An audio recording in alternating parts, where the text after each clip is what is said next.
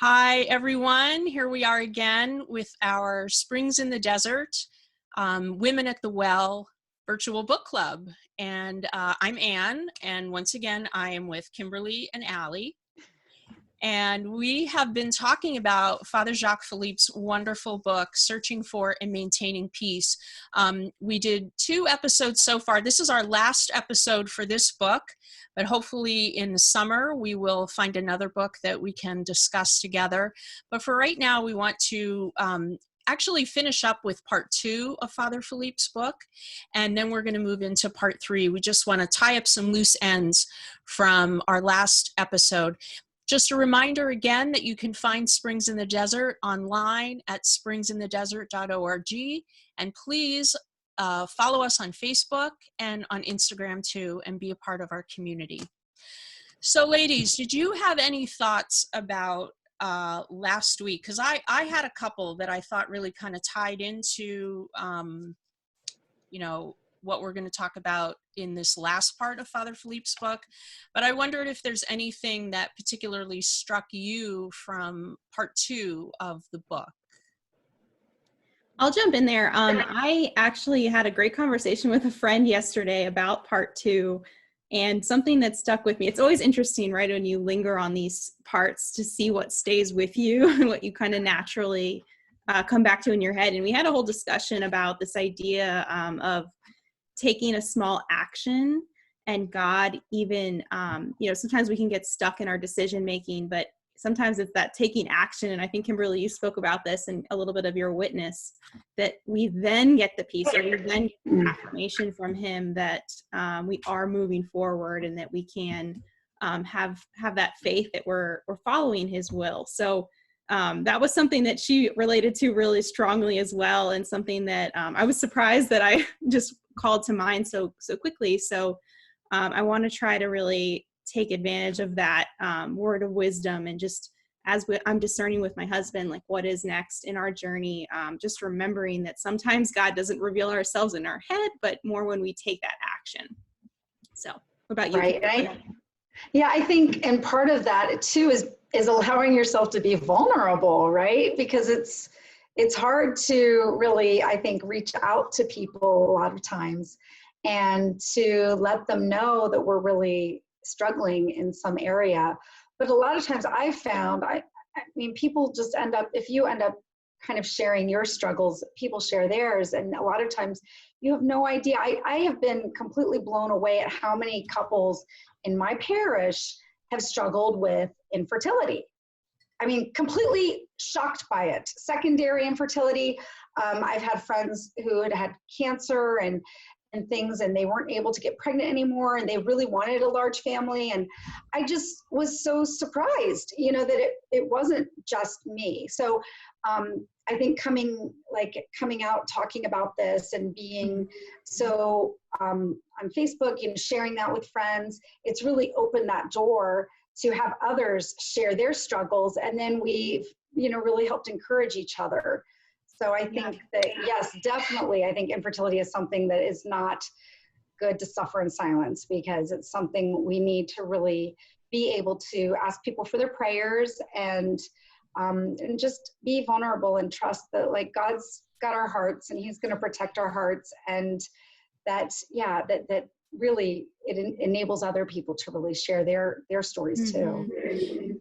Yeah, you guys, that's so interesting. And I think you're right about what happens when we share ourselves and our stories, and then we invite other people we never, would have thought had those struggles. And so there are ways that we can help them too, just by sharing each other. But what has struck me lately that's so interesting is some people I know sharing with me a kind of spiritual infertility. I mean, I guess that's kind of a term that I kind of associate with it. I know a couple of people who have the desire for children, or to have another child, but their spouse is not open to that. And I recently had someone ask me to pray specifically for a person in their life who really desires to have another child, but the spouse, and there's a lot of reasons. There's fear, there's all sorts of reasons that happens. But it struck me that that's kind of a spiritual infertility, and I find everything that we've been talking about and what we've been reading here from Father Philippe really speaks to that as well. Just to that abandonment and that spirit of just giving ourselves over to the Lord, where we so often, at least for me, the default is to give myself over to fear. That kind of seems the easier thing to do. The easier thing to do is to worry and to be afraid. And the later parts, the later chapters of part 2 really struck me, especially this weekend as I was kind of going over them again. And in the little chapter 16, Father says, the Lord does not want us to be self-sufficient. And as part of his pedagogy, he permits that sometimes we find ourselves in the impossibility of finding enlightenment and peace by ourselves. So many things struck me just in that line, especially that word pedagogy, which is an educational term, right? It means like teaching, a method or a way of teaching. And it just struck me how I, in so many instances, have not looked on my infertility or other difficulties that I have in terms of what God is teaching me, or what he's trying to draw out of me, or how he's trying to strengthen me through that. So that just really struck me, and that idea of self-sufficiency. I mean, I don't know how you guys feel about that. You are both strong, independent, intelligent women. But do you find that you ever kind of get in your own way in that sense, that you just try to do it all, that you try to have all the answers? Yeah, I can definitely relate to that. And I underline that passage too now, looking back at it. And I'll just share with the National Infertility Awareness Week. That was something that was difficult for me to really open up to other people about this struggle, because it just feels so personal. And it's, one thing to share in a small group, and then another to kind of ask for prayers openly. But I was really touched by the reactions that I got. And it wasn't, like oh, I'm so sorry, I'm feeling sorry for you, but more of just really an encouraging response that I got. And so for me, just learning that is okay to let other people in. We don't have to tell them every single detail, but to allow them that opportunity to pray for us, and that God really doesn't want us, like you said, to be self-sufficient, but he wants us to grow with these other people that are in our communities and around us. So that was a kind of a personal, direct experience of that. But I definitely am convicted of trying to outthink my way through things sometimes, as opposed to just really speaking from the heart, really sharing with another person, or praying to the Lord and just turning it over to him. So yeah, that was definitely a conviction for me. Do you try to How about you, Kimberly? God? I do. Oh, I try to outthink God all the time. Yeah. It doesn't work. Yeah. No, I know for me, particularly when we were trying to go through our adoption journey and every door was closing, we had a failed adoption, and then we had this agency turn us down after we had done all this work with them. And then we had so many problems, and I was feeling so incredibly discouraged. And I did reach out to somebody that I knew who had adopted, and it was great because she was so encouraging. And she was like, you know what, I'm going to do some research for you. Because here I was like trying to figure everything out myself. And it was exhausting because it wasn't just that intellectual, like looking through and figuring it out. It was also so emotional that every time I would start looking into it, it was like, why does this have to be so hard? Why is this? And just getting so discouraged about it, that having a friend beside me to really help me and encourage me and like, we can do this, she was taking up a lot of that work, that research and all of that to really lift that burden from me. And that would never have happened had I not just opened up and asked for help. Yeah.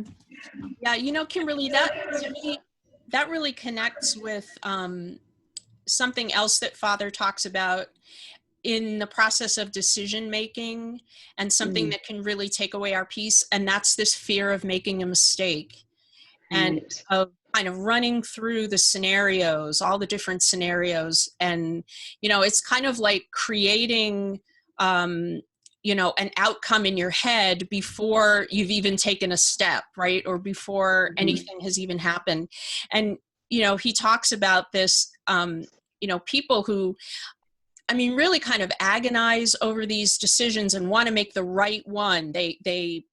You know, they are looking for perfection. And he says they open the Bible 10 times looking for a text in order to obtain desired enlightenment. And that is so me. You know, I just keep searching and searching for the right answer. And I feel like there's a way, I mean, we have to trust God. We have to put our trust in him. But, you know, what Father Philippe really is saying here too, in these last couple chapters, is that we also have to trust ourselves. You know, we have to have right discernment. We have to be prayerful. We have to talk with our spouses. We have to reach out, like you said, to have good community around us. But, you know, finally, we have to make decisions and trust and not second guess ourselves. And for me, that was a difficult part of infertility. You know, when we were really trying actively and pursuing different interventions, and kind of thinking, well, if only I had done this, or why didn't I do that? Or, I mean, you can really kind of make yourself crazy. Talk about losing your peace. Mm-hmm. Yeah, it relates back to also what he said about living where you are right now, as opposed to, for me, it's like thinking 10 steps or 10 years ahead, what will it look like then? But it's this beautiful grace of just what is needed right now. I'm doing this retreat right now. It's a everyday just Ignatian prayer retreat. And the one thing that they say is, only do this. Don't read, you know, a lot. Don't do other retreats. Don't go on other, you know, because we can kind of overwhelm ourselves, I think, with content. We want to, like you said, 10 different verses in the Bible. It's like, well, just focus on the one thing that you have to do right now. And I think actually some of the wisdom from the saints kind of call to mind that as well, as just the one thing, the one task that's at hand right now. So. Are you guys ready to move on to the third part? Because I know, I don't think we have a whole lot of time, but it was part 3 of this book. It's what the saints tell us. So again, it's a very short little book. So there's not a lot written here. This is only maybe 20 pages, but it is just packed full of so much wisdom. It's so wonderful. And just very succinctly talks about how some of the saints talked about peace. So I don't know, does anybody want to start off? Is there anything that really struck them? Did either of you, when you read Marie of the, I don't know if she's the saint, Marie of the Incarnation, Abandonment to God's Will, it's just one paragraph. Oh my goodness. That just, that just gave me so much calm. It was so beautiful to read that. I mean, that God is with us with our disgraces, pains, and afflictions if we only knew what he has planned for us, even with these things that we worry about and stress about. It's like he is actually completely with us, and this is all you know, in his love that he's allowing these things to happen to us. So I was just, oh my gosh, I was so comforted by that, by those words. How about you, Anne? Yeah, and I mean, those are hard words to take. Whenever we hear that, you know, God is with us in our suffering, like there is this part in our brain that is like, really? You know, so that's, I mean, that is where that abandonment comes in, right? And we just have to keep, I think, you know, throwing ourselves in his arms, because I really do believe, and I mean, I've seen this manifest in my own life and my marriage, you know, even in small ways, that, you know, he really does bring about good things that are good for us. Maybe not that exact thing that we wanted, but something that is good for us. So yeah, this section is really chock full of good stuff. Teresa of Avila is one of my favorites. There wasn't as much here that struck me, except she does talk about the devil, and she does that a lot. And she was like a really good fighter against the devil. And not that, we should kind of, downplay the devil or his existence, but she's always saying, look, you have Christ. I mean, don't let the devil take over your thoughts and make you think all of these lies, because they're not true.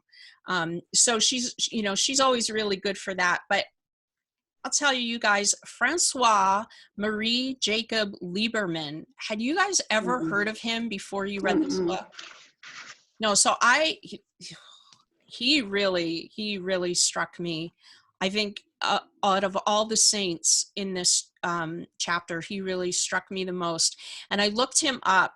He was Jewish, and he had two brothers who became Catholic, and he was really resentful of that at first. But then he saw the peace that they were experiencing from knowing Christ, and that really attracted him. And so he went on, he had a vocation. He even founded the Congregation of the Immaculate Heart of Mary. So, I mean, really incredible transformation. But I think that, pretty much everything that he talks about in his section is just a little primer on trust and abandoning yourself to the Lord. And so many things struck me. Forget the past. Live as though the future does not exist. Live for Jesus in every moment that you are living, or better, live as though you have no life in yourself, but allow Jesus to live in you at his leisure. So much is packed into that. And the biggest part for me is forget the past and live as if the future does not exist. So that doesn't mean we shouldn't, plan for things. We shouldn't take care of ourselves, take care of our family, just sort of live, without kind of caring about anything. But I don't know about you guys, but I mean, I beat myself up over mistakes I made in the past. I worry about the future, that especially dealing with infertility, I feel like I was never, like you said before, Allie, I wasn't ever living in the present with my husband in the goodness and happiness of that moment. So many times I was thinking about the past. What could I have done? We're thinking about the future. What's going to happen? Is this going to happen? So, yeah. So the Venerable Lieberman, he is like my new favorite saint. You made a new friend. I did. I've got to read more of him. I think he's a good friend. That's awesome. Yeah. No, I know. I always think about, when we get to the end of our lives and looking back at all of it and how much we worried about things that we really should not have. And just reading this book makes me feel more peaceful, because I just feel that no matter what happens, I'm in the hands of God. And that's it, and I found even with my own desires, I used to have a lot of desires, like, oh, I'm not happy in this house and I want to move, and oh, I'm not happy in my town and I want to move, and I want to do this and I want to do that. And I used to have a lot. And what has replaced that is just this contentment. I'm very peaceful with where I live right now. I'm very peaceful in my home. I'm peaceful with my with my day. And even though my day is very monotonous a lot of times, and I'm often not doing what I want to be doing, because I'm taking care of little children, and it's not always super, I'm cooking a lot, and I'm, just taking care of needs all the time. Which I know is odd to talk about on an infertility thing, but, after going through adoption and all of this, like, we've been very blessed. But even there, I guess I'm learning how to die to myself in just the day to day. It's like, I'll say to the kids, I need you to clean this up. And they say, well, we don't want to. And I'm like, perfect. That's perfect. Good. You have to teach yourself to do things that you don't want to do because it's the right thing to do. I'm like, you think I want to cook dinner tonight? I don't, but I'm going to do it because it's the right thing to do. So it's this whole notion that we do what's before us, and we're grateful for what we have, and we trust that God's going to take care of it. And I don't want to say I've stopped. I desire more and more. I desire whatever God wants.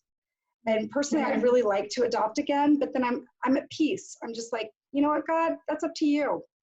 If it happens, wonderful. If it doesn't, that's okay. And just being at like a total peace, like, God, you decide. Because I really I don't want to try to force, or I don't really want my will. I want God's will, because I'm trusting that He has the best plan for my life.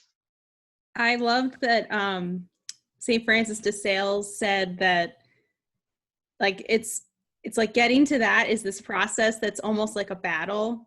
So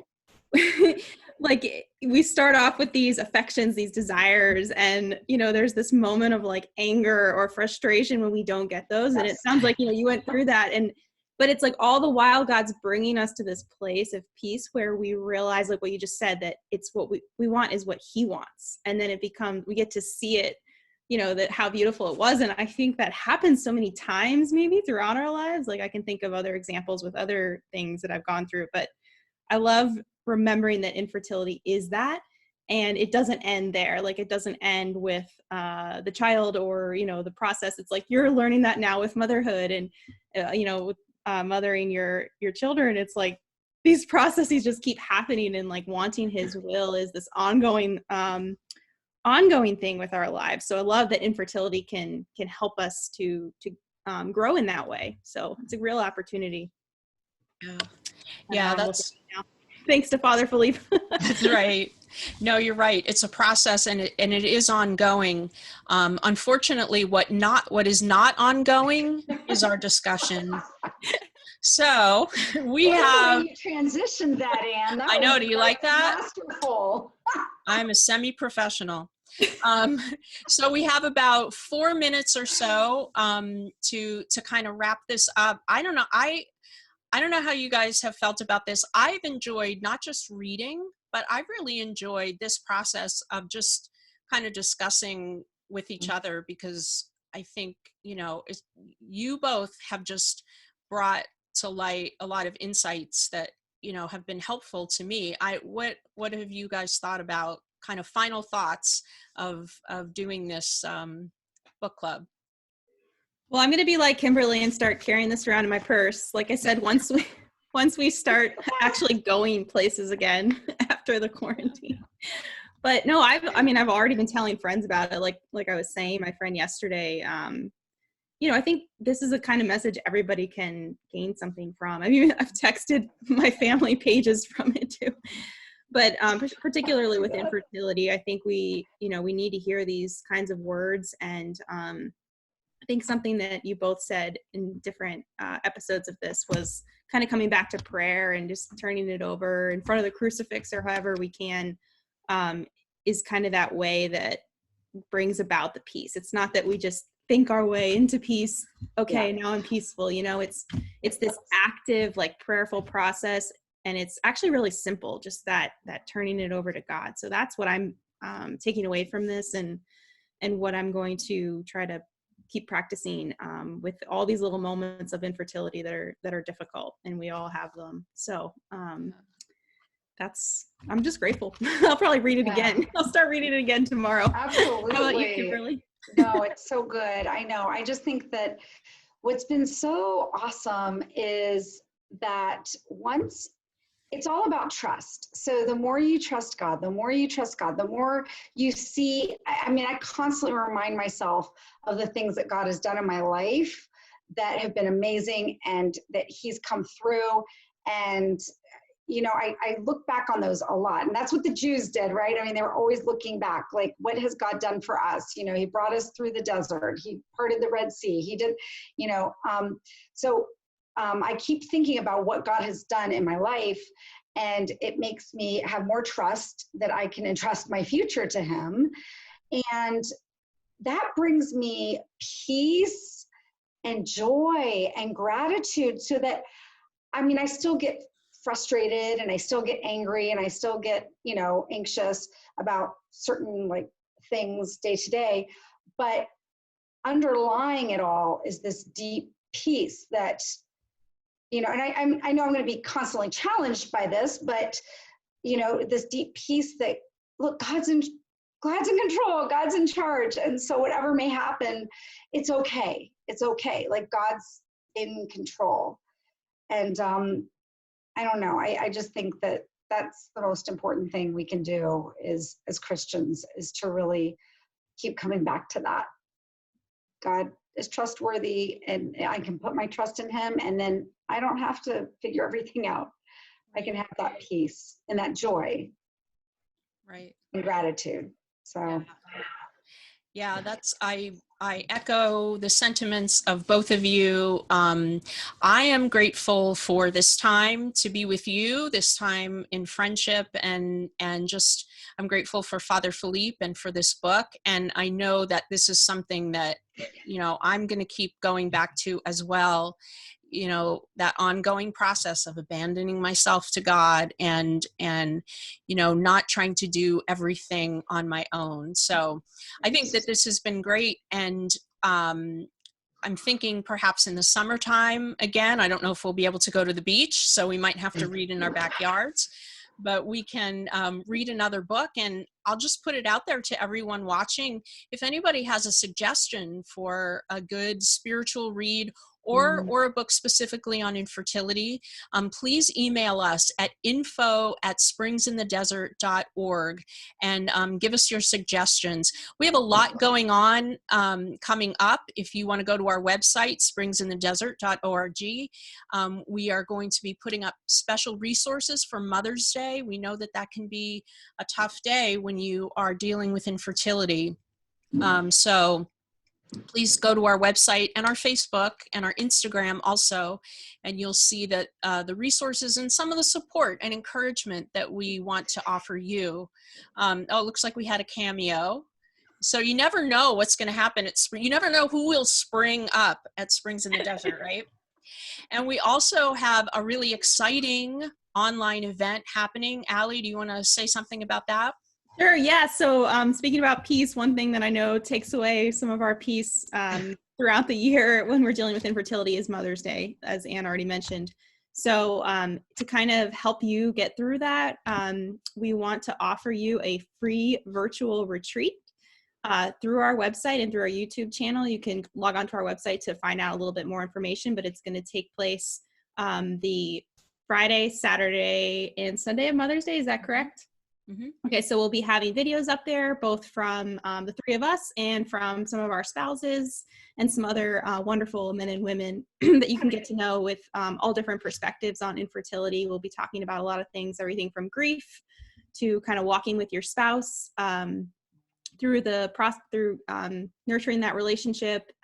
Kimberly's going to talk about fostering and adoption, and we'll have a lot of other great stuff. So please look for that. Please come along with us. We're really excited to be able to minister to you in this way. And we'll also have an opportunity for you to share your story and to talk with other couples and women who are dealing with this cross. That's right. And it's called the Springs of Hope.